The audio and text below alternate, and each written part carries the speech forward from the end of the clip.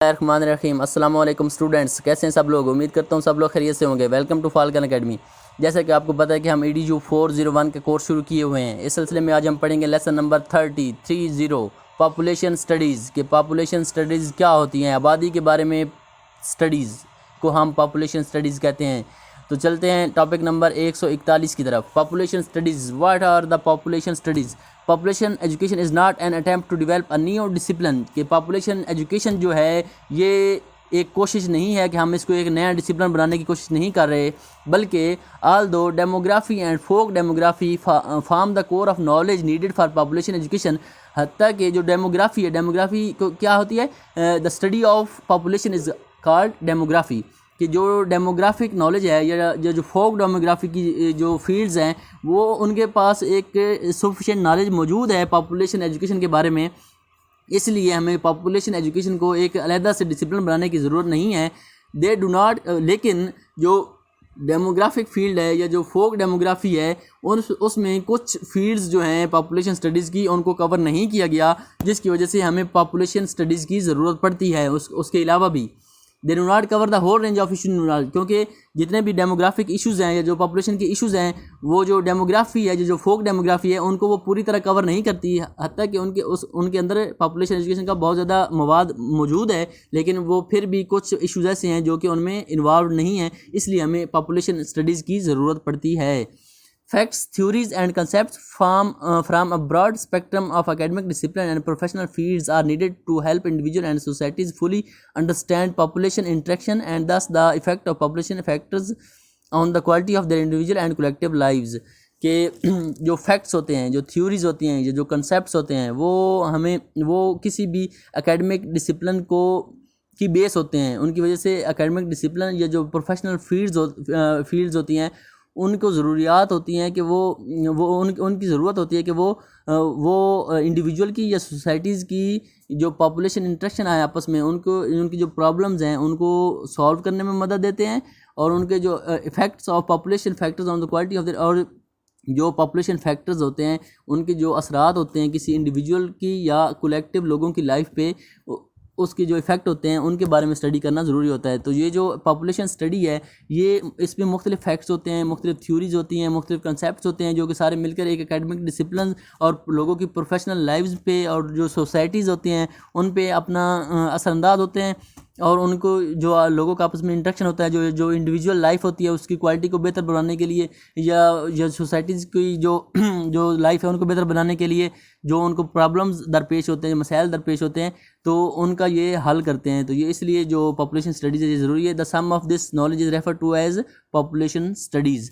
तो इन तमाम मसाइल का जो हल है इसके बारे में जो हमें नॉलेज मिलता है उसको हम पॉपुलेशन स्टडी कहते हैं। हम कह सकते हैं कि जो हमें इंडिविजुअल लाइफ को या कलेक्टिव लोगों की लाइफ को बेहतर बनाने के लिए हमें जो मुश्किलात का सामना करना पड़ता है, तो उन मुश्किलात को हम उसके जो नॉलेज है वो हम पॉपुलेशन स्टडीज़ से लेते हैं।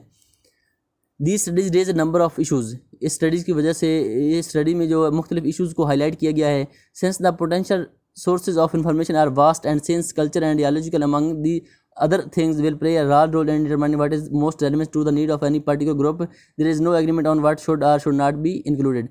तो वो ये कह रहा है कि ये स्टडीज़ हैं इसमें बहुत मुख्तलिफ किस्म के मसाइल इशूज़ पे बात की हुई है। जैसे कि हम जानते हैं कि जो potential resources of information are vast, जैसे कि हम जानते हैं कि जो रिसोर्सेज होते हैं लोगों के, जो पोटेंशियल रिसोर्सेज हैं इंफॉर्मेशन के, वो बहुत ज़्यादा वसी हैं।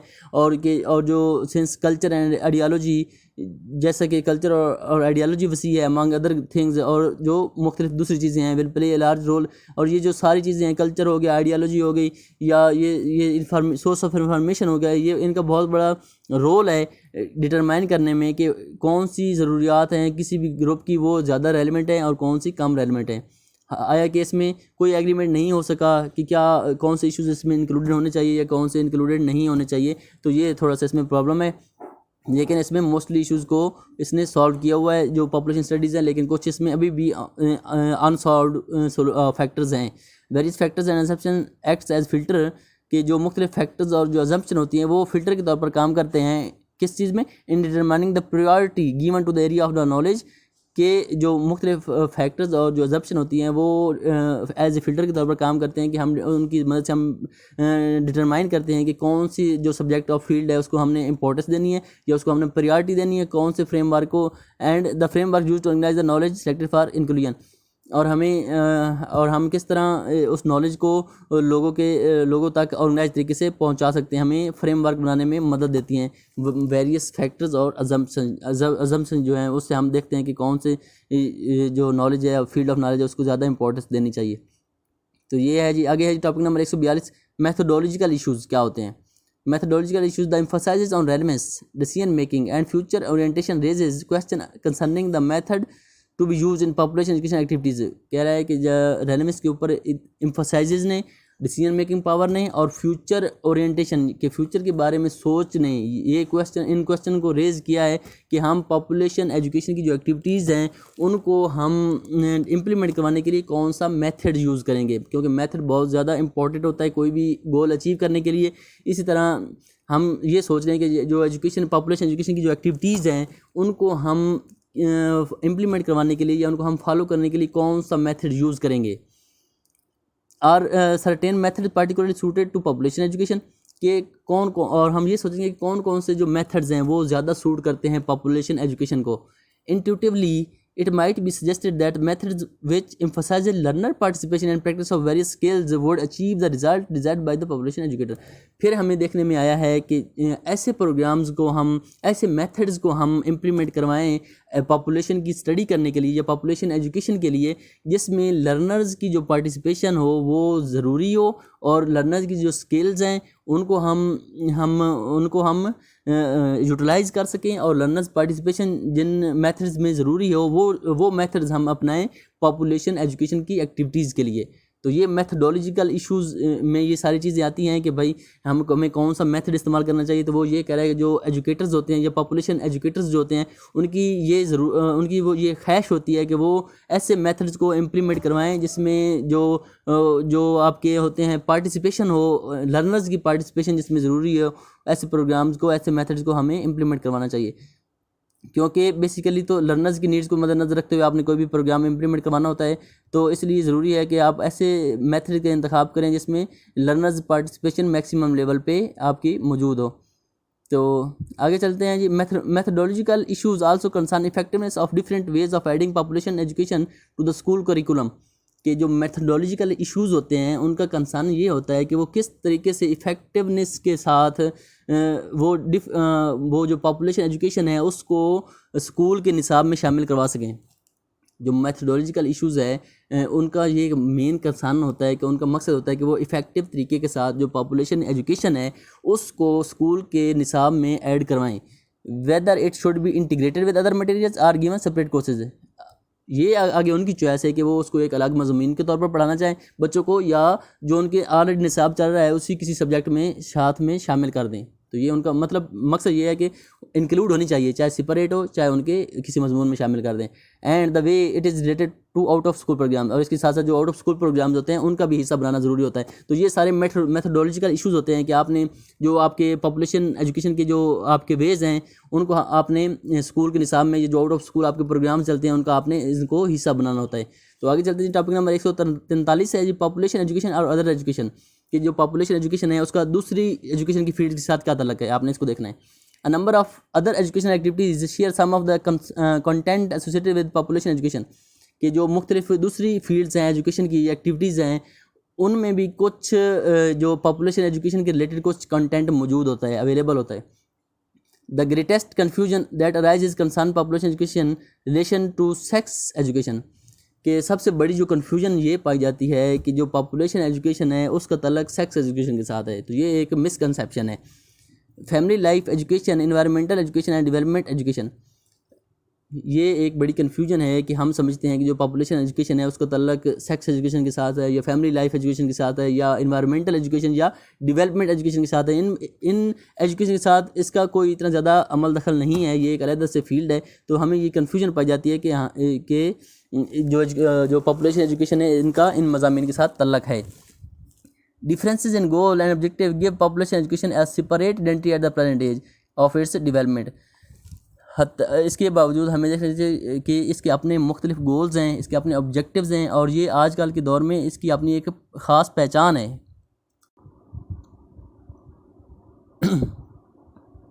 तो देखना ये है कि ये जो पॉपुलेशन एजुकेशन है इसके अपने एक मुख्तलिफ़ किस्म के गोल्स होते हैं, इसके अपने मुख्तलिफ ऑब्जेक्टिव्स होते हैं, और इसको दूसरे सब्जेक्ट के साथ जंबल अब आपने नहीं करना। ये बहुत बड़ी मिसकंसेप्शन है कि आप अगर इसको दूसरे सब्जेक्ट के साथ आप इसको जंबल अप करेंगे, क्योंकि आजकल के दौर में इसकी अपनी एक ख़ास इंपॉर्टेंस है और ये एक अलग सब्जेक्ट के तौर पर वैल्यू रखती है। However, हद तक हम कह सकते हैं कि future developments may bring interest closer together and blur present dividing line. लेकिन ये मुमकिन है, हो सकता है जो फ्यूचर्स में जाके कभी ये जो सारे सब्जेक्ट हैं ये एक दूसरे के करीब आ जाएं और आपस में मर्ज भी हो सकते हैं। लेकिन फ़िलहाल अभी तक जो स्टडीज़ हुई हैं उनके मुताबिक ये है कि जो पॉपुलेशन एजुकेशन है इसका एक अलग से ये एक डिसिप्लिन है, अलग से ये एक सब्जेक्ट है, इसका दूसरे सब्जेक्ट के साथ इतना ज़्यादा गहरा तल्लक नहीं है। तो ये अपनी एक ख़ास पहचान इसकी अपनी मौजूद है।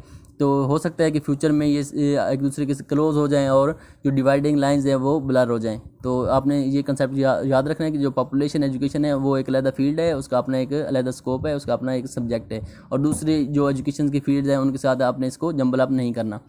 आगे जी topic number 144, population education and the media. कि पॉपुलेशन एजुकेशन के साथ का मीडिया के साथ क्या ताल्लुक है। Concern about population issues has stimulated activities among people working in the field of information and communication, just as it has stimulated educators। कि जो कंसर्न है पॉपुलेशन इश्यूज़ का, या जो एक्टिविटीज़ होती हैं पॉपुलेशन एजुकेशन की या पॉपुलेशन इश्यूज़ की, उसने स्टिमुलेट कर दिया है लोगों को, डिफरेंट फील्ड में काम करने वाले लोगों के, ख़ास तौर पर इंफॉर्मेशन और टेक्नोलॉजी की दुनिया में जो काम करते हैं लोग उनको, के जिस तरह इसने एजुकेटर्स को स्टिमुलेट किया है, इसके साथ साथ जो इंफॉर्मेशन और टेक्नोलॉजी की दुनिया में लोग काम करते हैं उनको भी स्टिमुलेट किया है। जो पॉपुलेशन के कंसर्निंग इश्यूज़ हैं उन्होंने एजुकेटर्स के साथ साथ जो मुख्तलिफ फील्ड में काम करने वाले, इंफॉर्मेशन और कम्युनिकेशन की फील्ड में काम करने वाले लोगों को भी स्टिमुलेट किया है। उनका जो पॉपुलेशन इश्यूज़ हैं उनका मीडिया और कम्युनिकेशन के साथ भी बड़ा गहरा तल्लक होता है। These activities are potentially mutually supported. तो ये जो सारी एक्टिविटीज़ होती हैं ये म्यूचुअली सपोर्टेड होती हैं। एजुकेटर्स और जो मास कम्युनिकेशन या मीडिया के लोग हैं वो एक दूसरे को म्यूचुअली सपोर्ट करके ही पॉपुलेशन के इश्यूज़ को रेज़ करते हैं। Educators certainly need to know what the communicators are doing. जो एजुकेटर्स होते हैं वो उनके लिए ज़रूरी है कि वो जानें कि जो कम्युनिकेटर्स हैं वो क्या कर रहे हैं। Since informal learning through various media has an impact on the learning that take place in the school and out of school। कि और जो मुख्तलिफ ऑनलाइन लर्निंग होती है या जो मीडिया पे जो लर्निंग होती है उसका एक गहरा तल्लक होता है लर्नर्स की लाइफ पे, जो कि स्कूल में या आउट ऑफ स्कूल बच्चे या जो लर्नर्स होते हैं वो तालीम हासिल कर रहे होते हैं, उसके साथ साथ जो मीडिया पे के थ्रू उनको लर्निंग दी जाती है या मीडिया के थ्रू जो उनको तालीम दी जाती है उसका भी उन पे एक गहरा तल्लक होता है। इसलिए मीडिया का जो रोल है वो बहुत ज़्यादा इसमें इंपॉर्टेंट है कि मीडिया के ऊपर अगर आप इश्यूज़ को हाईलाइट करेंगे तो वो तमाम लर्नर्स तक बआसानी पहुंच सकता है। इसलिए जो एजुकेटर्स हैं उनके लिए ज़रूरी है कि वो जानें कि कम्युनिकेटर्स क्या कर रहे हैं और कम्युनिकेटर्स के साथ मिलकर जो पॉपुलेशन रिलेटेड इश्यूज़ हैं उनको हाईलाइट करें। तो इसलिए जो मीडिया का किरदार है वो बहुत ज़्यादा अहम हो जाता है। However these activities have differences. आया कि इन एक्टिविटीज़ में फ़र्क पाया जाता है, ये डिफरेंट किस्म की एक दूसरे से मिलती नहीं है, इनमें डिफरेंस है। First the educator is concern. सबसे पहले जो एजुकेटर होते हैं उनका ये मसला होता है essentially with the continuous process of interaction between learners and teachers. तो वो ये कह रहा है कि जो एक्टिविटीज़ हैं, जो एजुकेटर्स हैं, सबसे पहला कंसर्न उनका है कि वो, क्योंकि वो उनके पास एक कंटिन्यूस प्रोसेस होता है, वो टीचर और लर्नर का आपस में इंटरेक्शन होता रहता है और वो मुख्तलिफ इश्यूज़ को डिस्कस करते रहते हैं। इसलिए जो पहली प्रायोरिटी है वो एजुकेटर्स की है कि वो पॉपुलेशन रिलेटेड इश्यूज़ को हाईलाइट करे। और उसके साथ second, much of work in communication has tended to be heavily prescriptive, urging supporting for particular decision rather than exploring the consequences of their decision. और दूसरा जो बड़ा है वो है कम्युनिकेशन का, कि जो आपका मीडिया है, जो आपकी कम्युनिकेशन के सोर्सेज हैं वो किस तरह आपको सपोर्ट कर रहे हैं, किसी भी पार्टिकुलर डिसीजन को सपोर्ट कर रहे हैं और एक्सप्लोर कर रहे हैं और लोगों को बता रहे हैं कि इस डिसीजन के क्या फ़ायदे होंगे या क्या कॉन्सिक्वेंसेस होंगे। तो सारा इसमें वो बताना यही चाह रहा है कि पॉपुलेशन एजुकेशन और मीडिया का आपस में तल्लक क्या है। दोनों का मकसद यही है कि जो एजुकेटर्स होते हैं और जो मीडिया है दोनों का काम एक ही है कि इन्होंने पॉपुलेशन रिलेटेड इश्यूज़ को हाईलाइट करना है। तो इसमें पहला किरदार एजुकेटर्स का है, क्योंकि एजुकेटर्स जो होते हैं उनका डायरेक्ट इंटरेक्शन होता है लर्नर्स के साथ, और वो उनको बता सकते हैं कि भाई कौन कौन से मसले हैं और उनका हमने कैसे तदारक करना है। और जो दूसरा रोल है वो मीडिया का है कि मीडिया लोगों को कम्युनिकेट करे और जो कि क्या डिसीजन हुआ है और उस डिसीजन के क्या कंसिक्वेंसेस होंगे, तो लोगों को इस तरह मसाइल का अदराक करवा सकते हैं। इस तरह आपने देखा कि पॉपुलेशन एजुकेशन का मीडिया के साथ क्या ताल्लुक है। तो इसी के साथ आपका लेक्चर नंबर 30 भी कंप्लीट होता है। अगर आपका कोई क्वेश्चन हो तो कमेंट सेक्शन में ज़रूर पूछा करें और गौर से इन कंसेप्ट्स को समझने की कोशिश करें। ये बहुत ज़्यादा कंसेप्चुअल लेक्चर्स आपके चल रहे हैं, इनमें रट्टा वगैरह आप अगर लगाएंगे तो आप इनको कभी भी आपको ये चीज़ें याद नहीं रहेंगी। ये सारी चीज़ें सारी कंसेप्चुअल हैं, कोशिश करें इनको समझ के पढ़ें। अपना ख्याल रखिएगा। अल्लाह हाफिज़।